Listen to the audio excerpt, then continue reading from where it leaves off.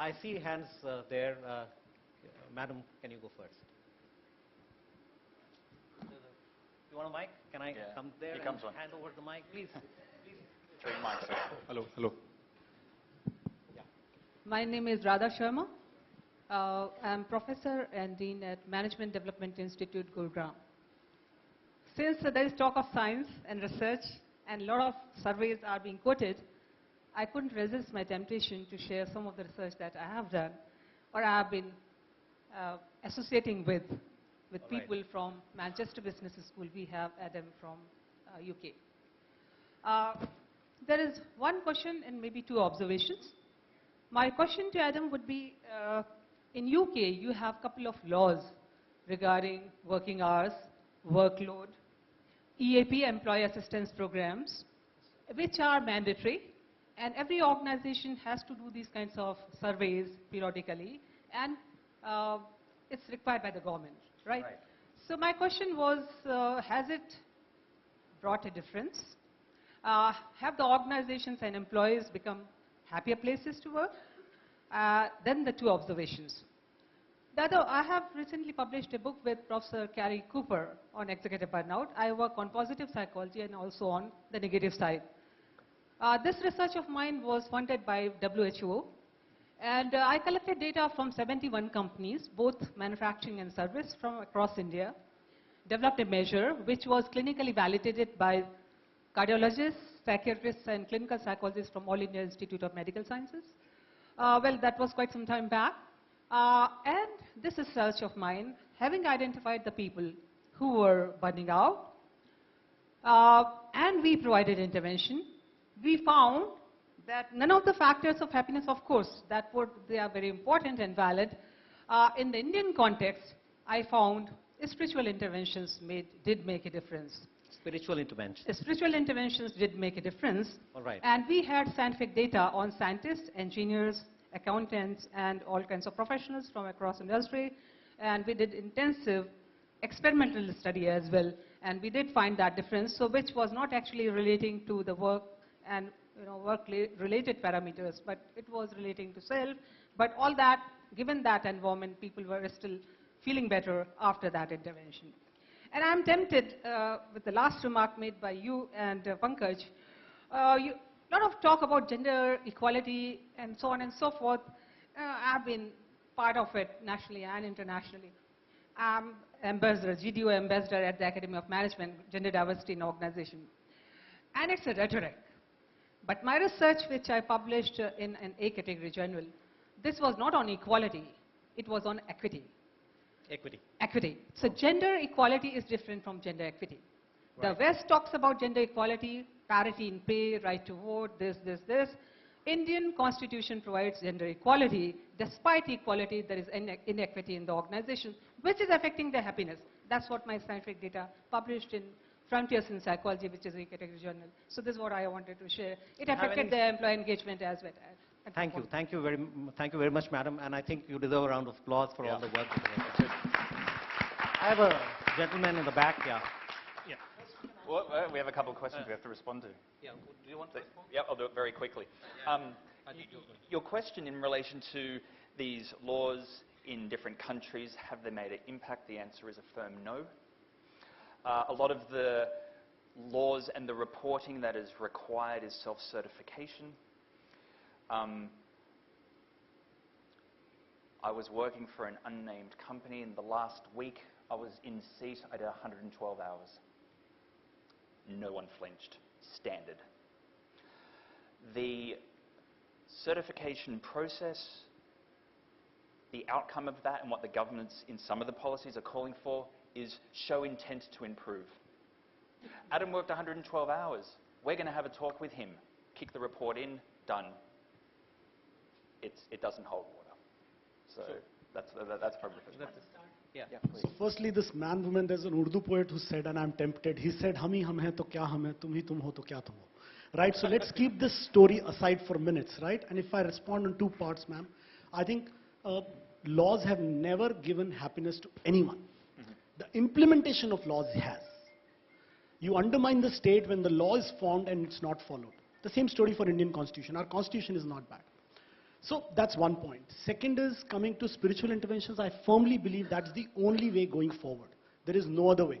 We should dump other things. Even at People Strong, we have something called PGP, philosophy, goal, and purpose. So we have basically identified 3 things. I'm not going to get into details, but the results that I saw, small thing from a group of 20 people losing about 120 kgs together and moving to their higher productivity, to multiple things. The cases that we have seen, if you do a standalone, very physical, material, outcome-oriented program vis-a-vis a spiritual intervention, well connected to the business, gives far better results. So I'm with you for that. Yeah.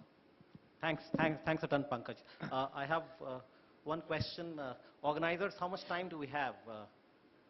We're done, right? So one question and yeah. Yeah, thanks a lot. This panel is for bringing realities here, and we are discussing realities. As the doctor mentioned that now we are moving from workplace to overall. I am conceptualizing one thing from the discussions. I want you could throw your lights on that. The conceptualization was there is an individual. Every individual in any organization varies, and it is having certain aspirations or happiness. And that is an organization, the place where he is working, organization or institution like family, religion, whatever he is having. So the conceptualization map which I am having in my mind, individual and institutions. So happiness at individual level, and it varies, and happiness at workplace, here we are talking about workplace, and at family and an institution. So is it important to look these both dimensions for an individual and organization to be happy and progressive in whatever we could say? Thank you. Great question. So, Yep. you want to? Absolutely. With a lot of the organizations I have worked with, it is very a similar approach, but I'm just going to take your question and twist it a little bit.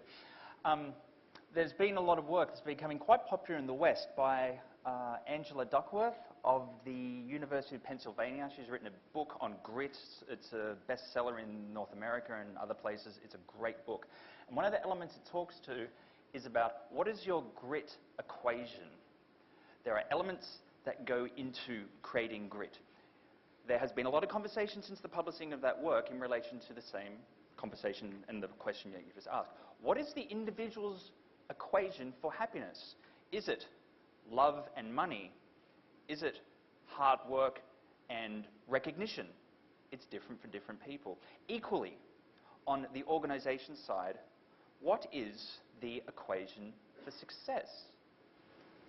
The move of the general consensus, at least what I have seen, is people are now, HR is now moving away from this idea that talent equals success.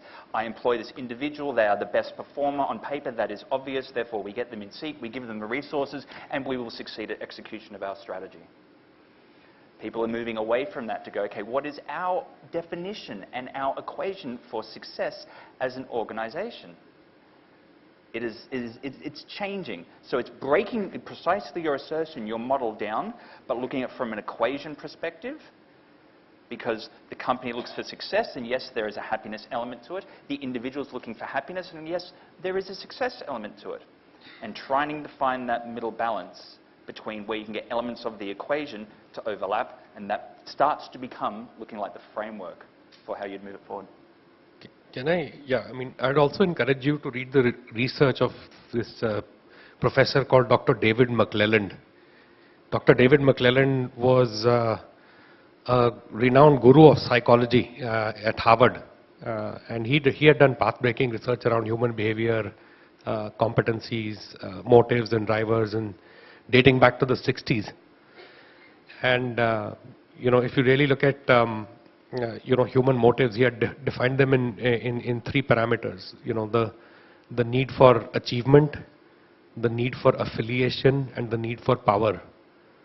Right? And different people are wired differently. So there are people who are over-indexed on achievement, that's just who they are. And they may not, for example, value affiliation. Affiliation is all about relationships. There are people who would be over-indexed on perhaps power and achievement and maybe low on affiliation, or vice versa. Right? And actually there are tests available for human beings to test their motives, because it is a good deep reflection of who you individually are.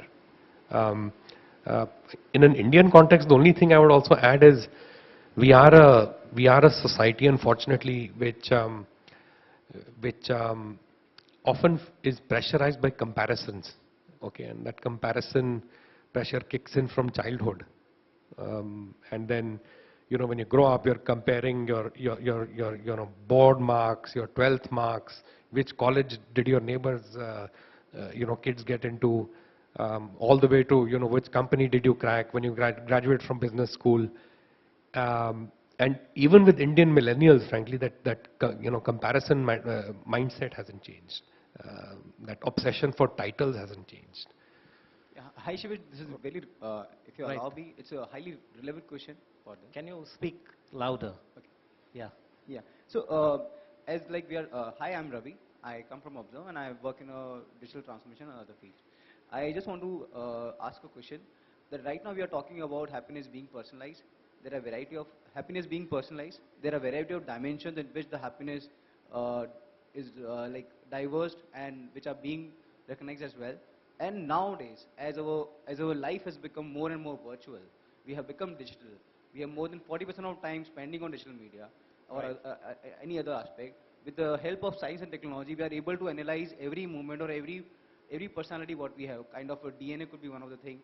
So if like so much data is around, so much digitalization is around, can we create an experience in any organization or in the world where we can actually help every individual to be happy as per his equation or as per his context? So, Ravi, fantastic question. Adam, I just have one quick thought because I'm mindful of time. so, two-line thought. Absolutely. Yeah. There is a mode of thinking starting to emerge that emotions are just data. And if you are self-aware enough to look at your emotions independently, mine it for insight, you do not have to subscribe to the instruction of the emotion. So precisely your assertion in relation to data, you're doing it within the individual psychologically.